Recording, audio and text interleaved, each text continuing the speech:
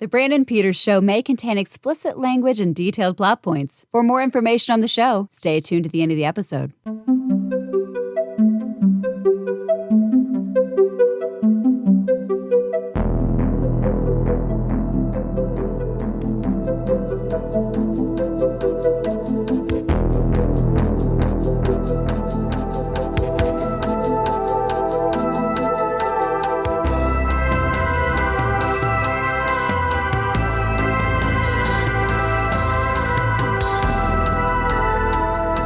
And now, here's Brandon.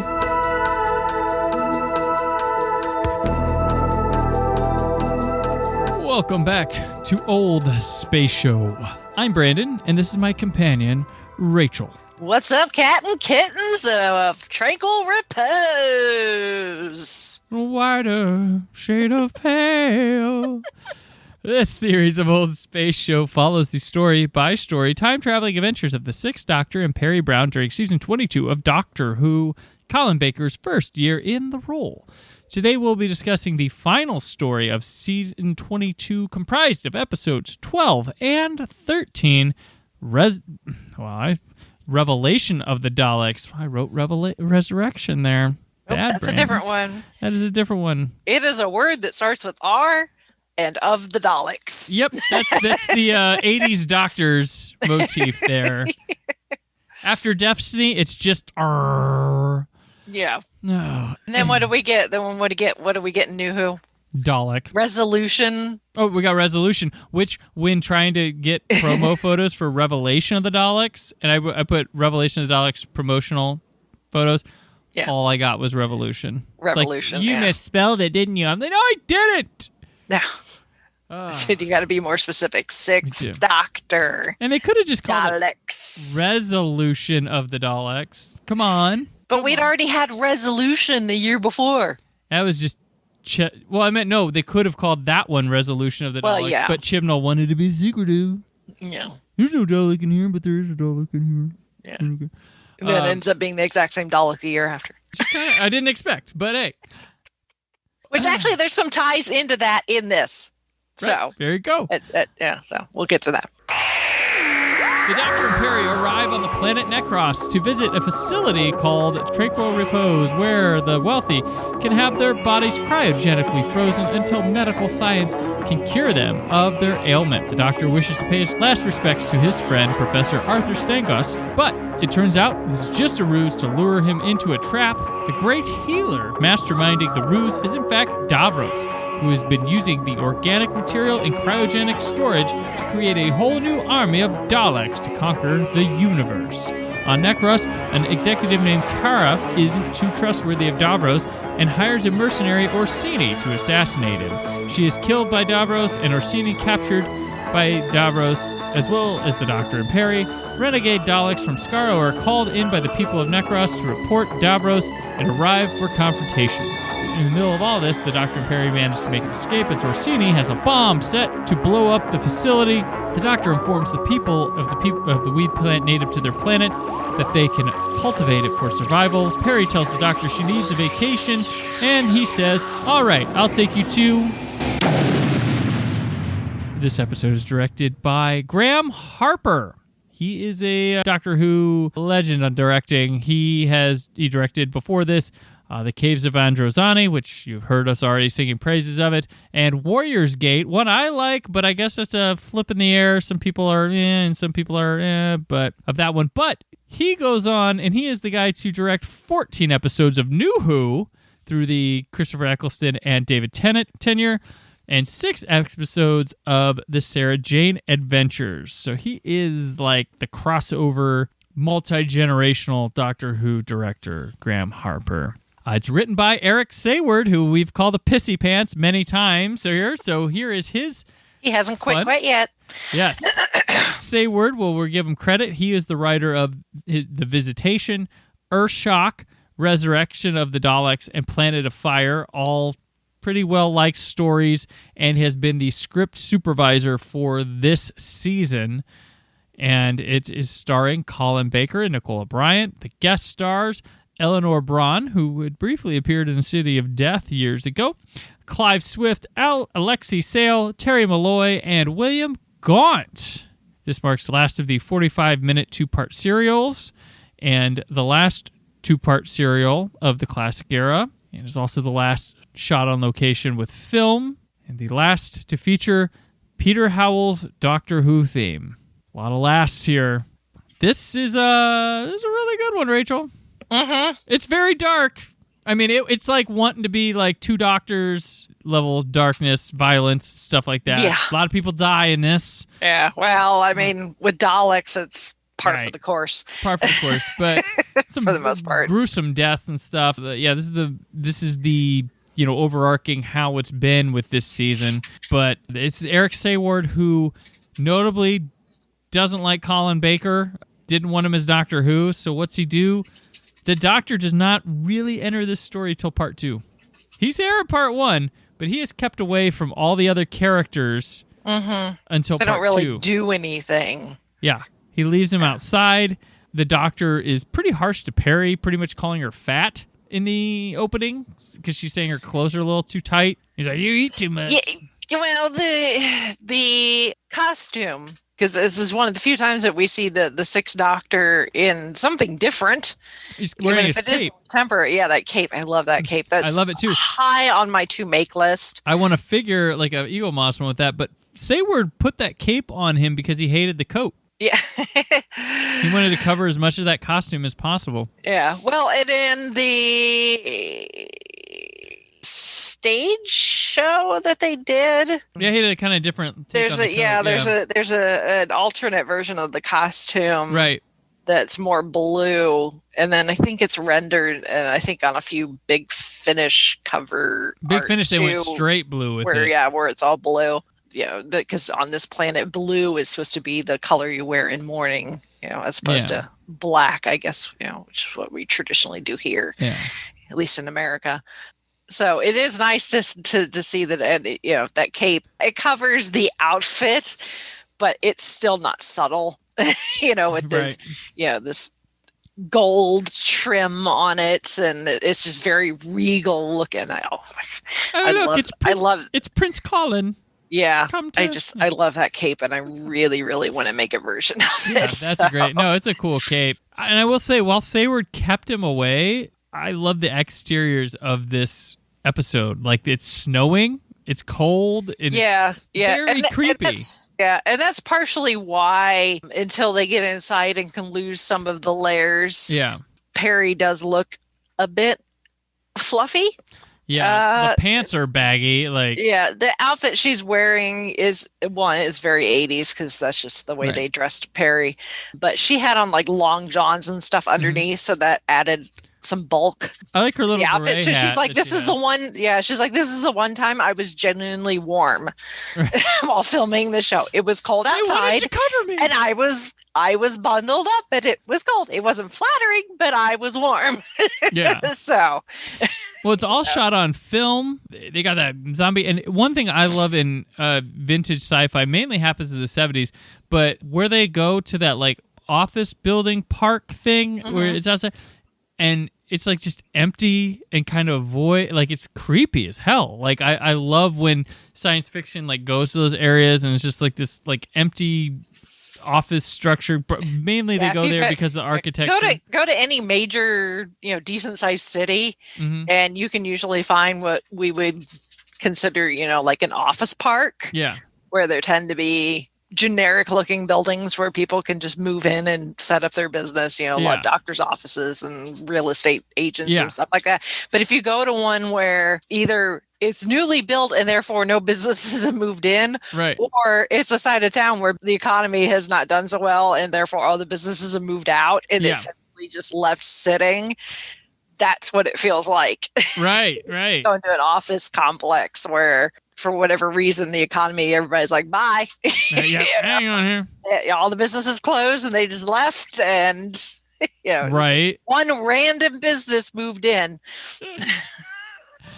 Yeah, it works for me. I really love that part. Like, so he's trying to keep him out of the story because he want to write him in, but I like what's going on here. So backfired, Eric. Backfired.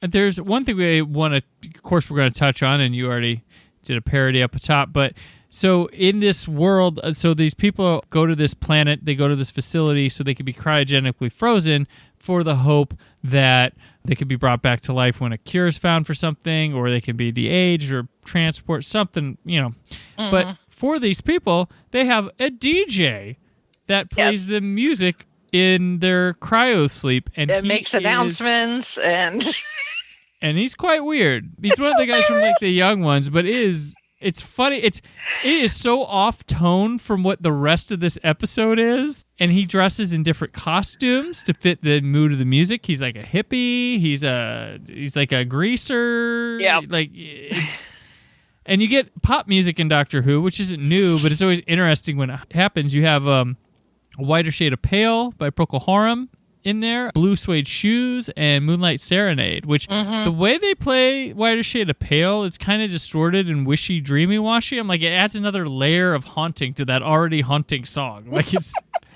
pretty interesting what's there. But it's like, these people are dead, not high. Yeah.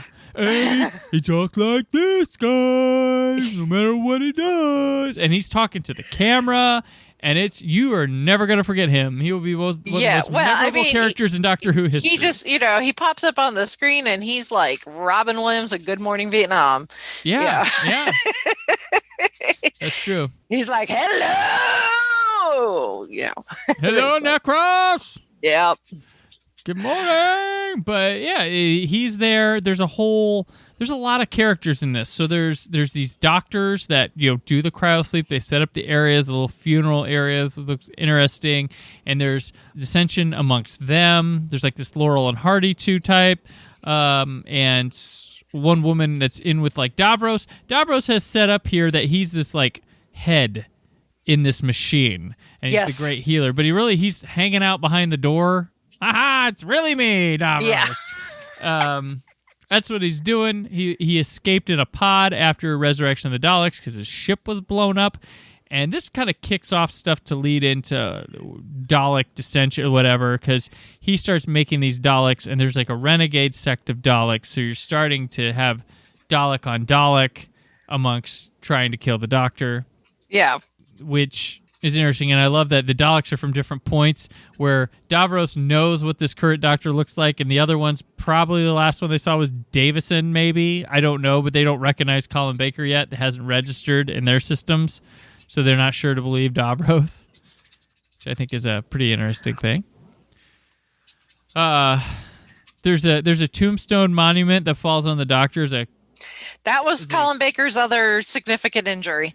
Oh, it was made styrofoam out of cut him? Did he get cut? It was made out of styrofoam, but it's still the size of it. I mean, it looks big and imposing, and I mean, it was huge. I mean, this thing was like 10, 12 feet tall or something, and like really thick foam. So, I mean, it had some weight to it. So when it landed on him and he had to lay there underneath it for them to to be able to get the shot of the Doctor being like, I'm not dead. It couldn't get like a good shot of it because you can see the crack come open. That's not supposed to look like two pieces, but but it knocked the wind out of him a little bit. So I mean, I do like that moment where he realizes, wait, oh crap, this is the last me. Do I die here? Do I where he shows up at a weird point in time where he might have showed up in his future or something like that, and that's a really, really good mind game there, Davros. Really good mind game. It got him, but yeah. And then Perry befriends the DJ, so there's and he gets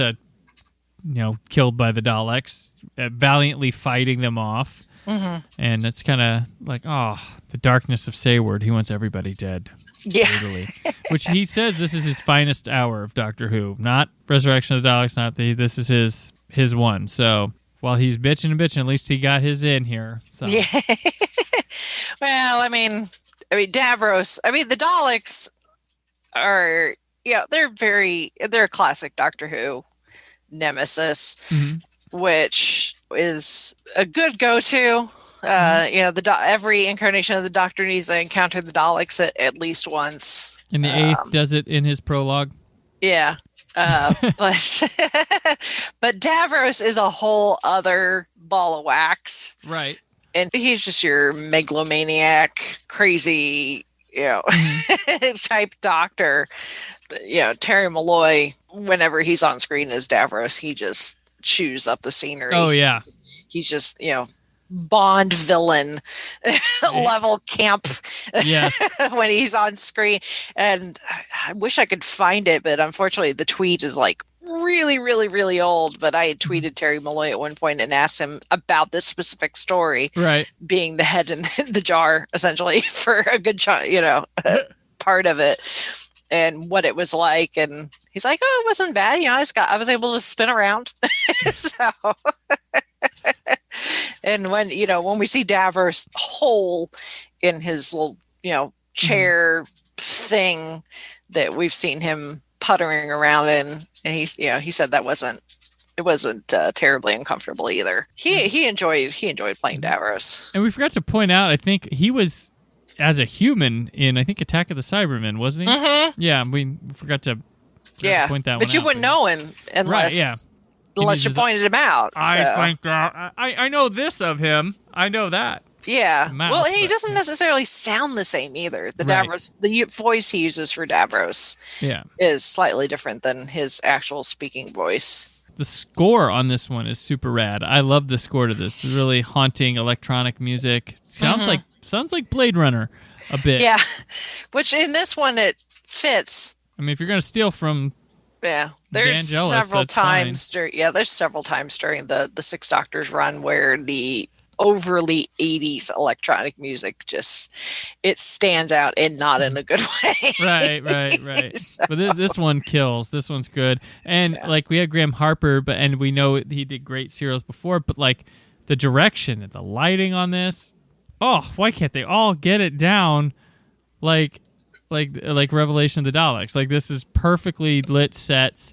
Yeah, which well done outside. It's just hit and miss. Yeah, with all of this, and I don't know. The sets are fun. They're diverse. The costuming looks good. Everything. So production order. This was in order. So Time Lash was the previous story, but it was also the previous story in production order too. The only switcheroo I think was Two Doctors and Ronnie. Right. Yeah. So it's at some point after doing Mark of the Ronnie, where they spent a couple extra bucks to have both Kate O'Mara and Ainley in one shoot story. Most of it on film. And then all the money they spent going to Spain for the Two Doctors. Yeah. To see as we discussed in our Time Lash episode, just the crappy production value of it, and then you get this one. And it's what did somebody go diving between the couch cushions or something? No, they do we're out of money. What can we do for it? We don't have Jonathan Turner's hold on. He goes to the production office. He's so we're gonna do the Daleks in the finale. Oh, here's money. Yeah. Here you go. We'll bump up that's that the magic word or something. It's if it's some unknown creature or villain or something, it's we're doing the we gotta play it. What's that? Daleks. Yeah. Oh yeah, money. Yeah. You want Dalek money? Here you go. Oh yeah, we're gonna have Davros too. Well, here's even some more. It's here's tell Terry we said hi. Yeah. or if you want to be creative, it's Daleks, Davros, or if you're getting experimental, these could be the next Daleks. Oh yeah. Well, yeah. Daleks and experimentation? No, we've never seen that before or since. Yeah. Yeah, it all just culminate. This is the perfect storm of getting everything down. I think the only thing I would improve is the Dr. Perry relationship a little bit, be a little bit more playful. But I mean, because we're towards the end of the season, had this tension kind of been a little bit more towards the beginning. I don't know, but that'd be my only gripe about that. But I don't care because the rest of it's so good, and they end up going adventurous. And then he does apologize, saying he felt bad about the DJ and that she had to see that. So that was good. I like that. So the end of this one, they go on vacation, and it stopped short of the Doctor saying something. You freeze frame on him, but he was going to say Blackpool. And the next adventure was the Nightmare Fair, which was the return of the Celestial Toy Maker. But Doctor Who would end up going on an 18-month hiatus, which originally was canceled. And then people got mad. They're like, no, it's a hiatus. hiatus. Like, that was the word, like, that it had been canceled. People got crazy, and we'll cover a lot of that when we go the Trial of the Time Lord. The original 23rd season ended up being scrapped in full. They had scripts, like everything. It was ready to go. Like they were working on it behind the scenes. Directors were hired, all this stuff, and then they got a halt. The money for Doctor Who the next season got put on like a next year's budget or something, so it looked like it actually got canned, but it was something weird like that. And the 18-month hiatus is actually 9 months in reality, because if you take the end of Revelation of the Daleks to the beginning of where the next season would have started, so it didn't start on time, it went 9 months from that, which is the exact same distance between Logopolis and Castrovalva. So there's no, it wasn't like, just because of I think more of the mystery in the air of Doctor Who at the time worried people, and they make a big deal of the 18-month hiatus, but it's really 9. It just started 9 months later than it would have. That's the only difference, and that the 9 months would become a bigger thing. So, but that worked out well because Colin and his wife had a baby during the hiatus. So yeah, he got built-in paternity leave. Yeah, he got to be home essentially for the first year of his daughter's life. Right, and I definitely looking forward to when we get into that season 23 and Trial of the Time Lord and a doctor in distress.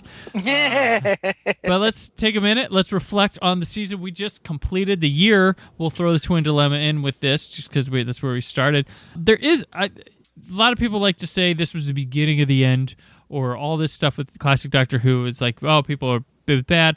I go back through and I get curious. I love looking at these Doctor Who ratings, and that's to say this season was that false. The ratings were down a tick from Peter Davison, just a tick. They were rather, you could argue they were consistent. They were consistent over the whole season.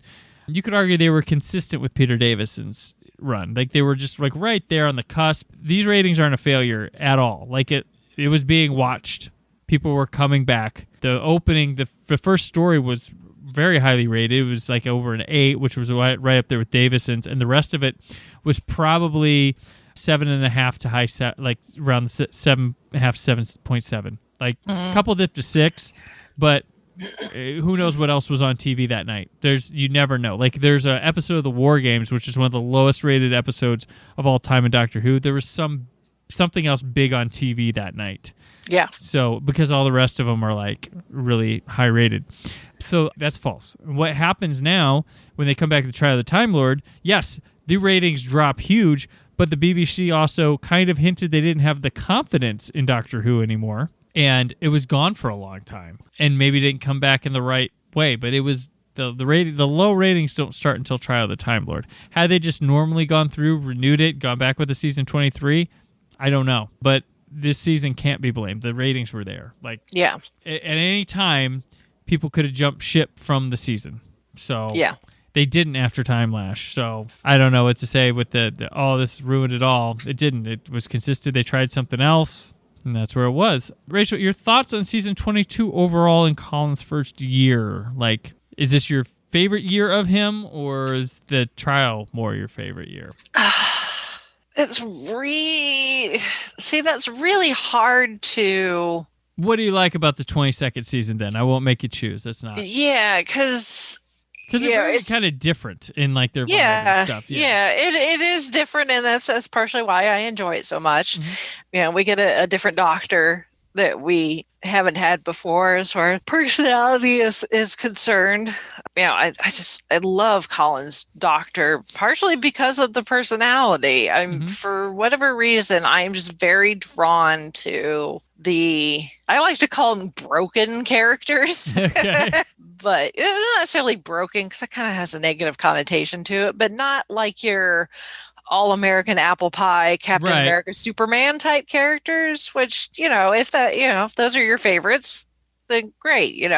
Everyone's entitled to their own You like the disgruntled hero. I like the disgruntled hero. This doctor, the 12th Doctor, your Tony Starks, your Jessica Joneses, those type of characters are the ones that I gravitate towards. Gotcha. The ones that have been through some things, seen some shit, experienced some shit, and it's not just rolling off their back like a duck with water, like some characters are. So, I loved, even when we started this, and you asked me, he's like, what is it about this doctor? I'm like, I don't know. It's like, I was watching all of Classic Who, and I like what I like. Yeah, I was like, I needed at least to dip my toe in the water and experience each doctor at least once. And there's just something that, I saw this doctor and I'm like, I love you. Please don't ever go away.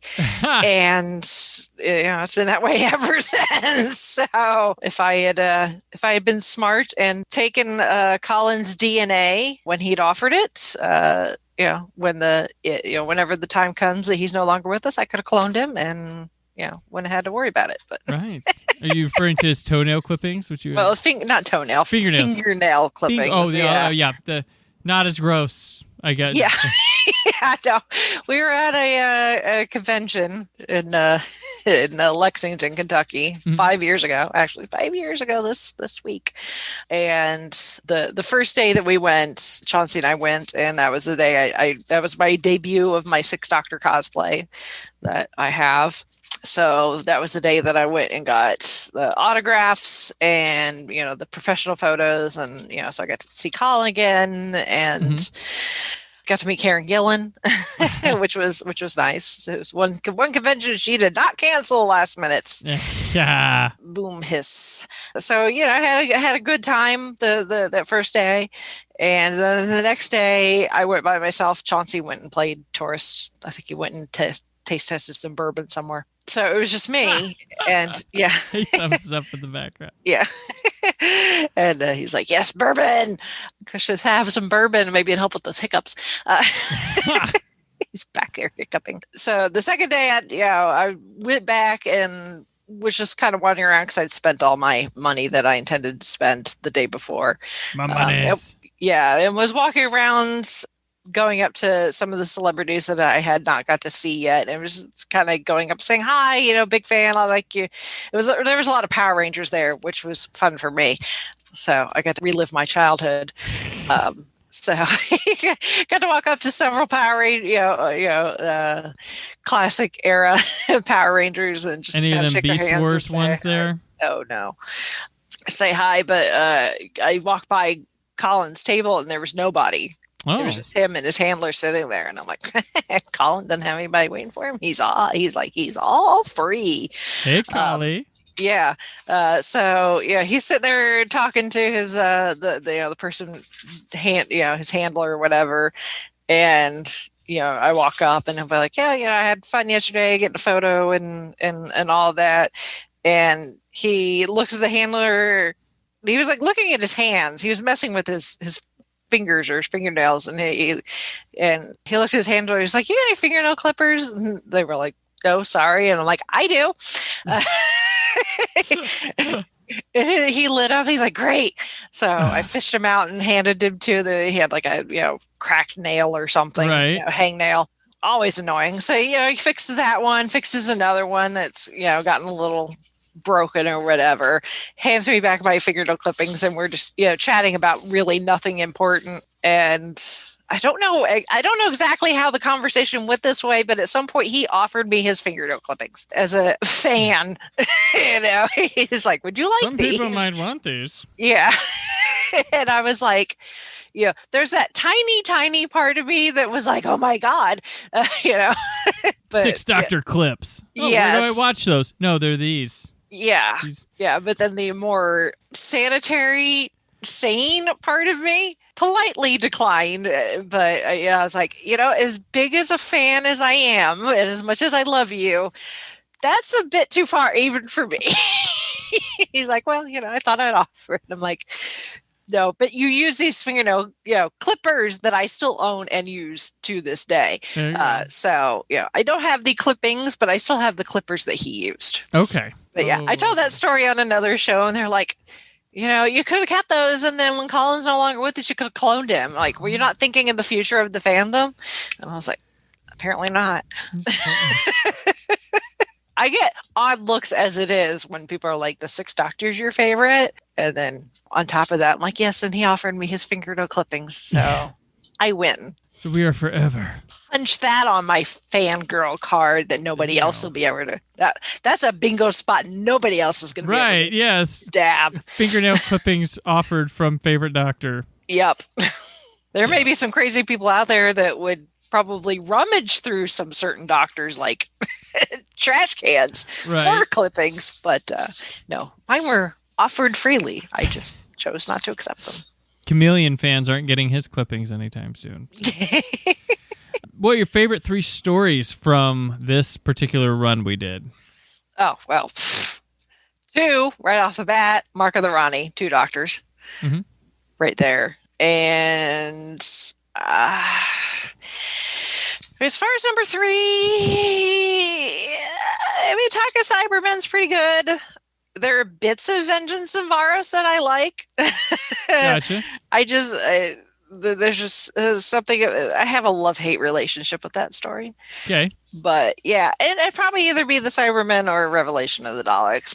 Probably aiming more towards Revelation of the Daleks because I do like seeing Davros and seeing Terry Malloy do his thing.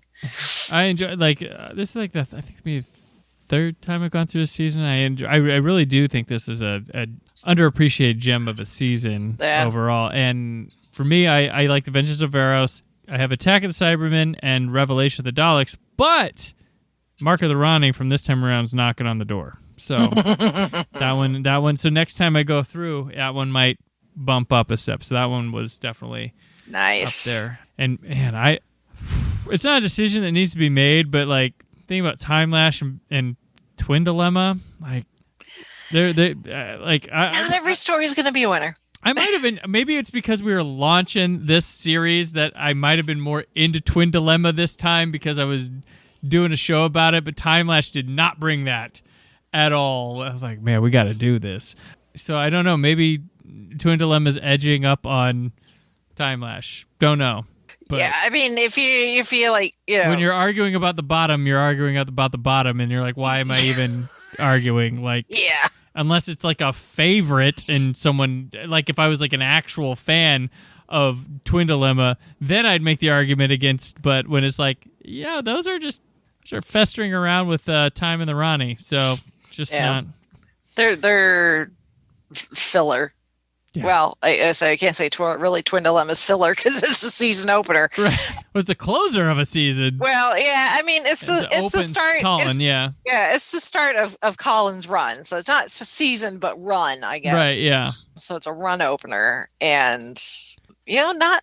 I mean, if you really wanted to look at it, look at every Doctor's first story, and compare it to something later in their run. Obviously, McGann's Doctor was standing, and not every one is necessarily the strongest story. I mean, there are some really good run openers. Obviously, Power of the Daleks, really good. Yeah, with Rose, run. It's like, haha, goosebumps. It's like, oh, Doctor is back. Run for your life. Yeah, Jodie's first story, the one who fell to Earth, is a really good Tennant's isn't that start. Great. Yeah, and Tennant's is okay. Well, he didn't show up till like the end, and Capaldi's is Matt Smith's got a great one. 11th Hours, terrific. Anytime you have a significant change like that, especially the change with the Doctor. I mean, even Tom Baker. They got to find their footing. Tom Baker, Robot is like, I guess it's a good, third Doctor unit story, but like he really cooks. Ark in Space is where things really like this is the Tom Baker era of Doctor Who. Spearhead from Space is really good. Pertwee's start. Hartnell, Unearthly Child, and I'm going to sound like probably a broken record, but that first episode is great, but the caveman stuff, it's just didn't hook. There's reason the Daleks really took off and kind of saved the show in its early run. But thank goodness that and McCoy doesn't get off to a good start. Yeah, Davison's a pretty solid start. Yeah, but I think we just went through all. Yeah, pretty much. So awesome. Well, Rachel, thank you. This went by way. I feel like we just started, which we kind of did just start, but we it went by fast. So I enjoyed our time. Yeah. We'll go to trial. Thankfully, the Six Doctors run is not over. Not over yet. Yes, not quite over yet. So, but that unfortunately, even breaking that up into the 4 chunks that it is, it'll go by. It'll go real fast. So pretty quickly. So gotcha. All right. Well, it is time for us to return to the TARDIS to set our coordinates for our next adventure. Rachel, whereabouts in time and space can people find you? You can find me with the Five-ish Fangirls podcast. We are a weekly pop culture entertainment podcast where we talk about books, movies, video games, all things geeky and nerdy from the female perspective. We can be found pretty much wherever you can find podcasts and at the5ishfangirls.com, where you can connect with us on all the other social media platforms. And then every other week you can find me with Gold Standard, the Oscars podcast, where we are watching and reviewing every Academy Award winner for Best Picture in chronological order, starting in 1927 and working our way into the present. And again, we can be found pretty much wherever you can find podcasts, and on Facebook, just look for Gold Standard, the Oscars podcast. Hashtag Dalek DJ. And I'm on Twitter and Instagram at Brandon4KUHD. Written work at whysoblue.com. There's more from the Brandon Peters Show this week, but from old space.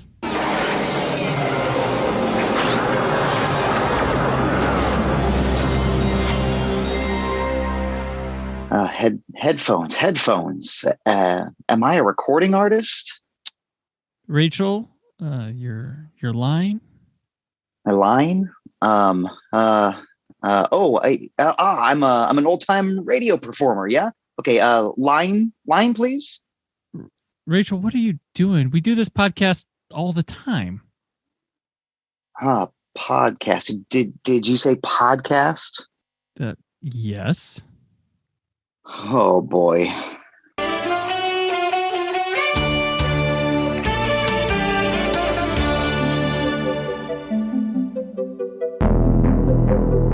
Thank you for listening. The Brandon Peters Show is a Creative Zombie Studios production. Produced by Brad Shoemaker and Brandon Peters. Written and edited by Brandon Peters. Announcer vocals by Jessica Alsman. Theme song by Metavari. Web design and show art by Brad Shoemaker with Brandon Peters. All music and clips featured in the episode are property of their respective studios, and no infringement is intended. Additional information on this and other episodes at BrandonPetersShow.com. For any inquiries, press opportunities, or sponsorship, contact mail at BrandonPetersShow.com. The show is available on Apple Music, Spotify, or anywhere podcasts are found.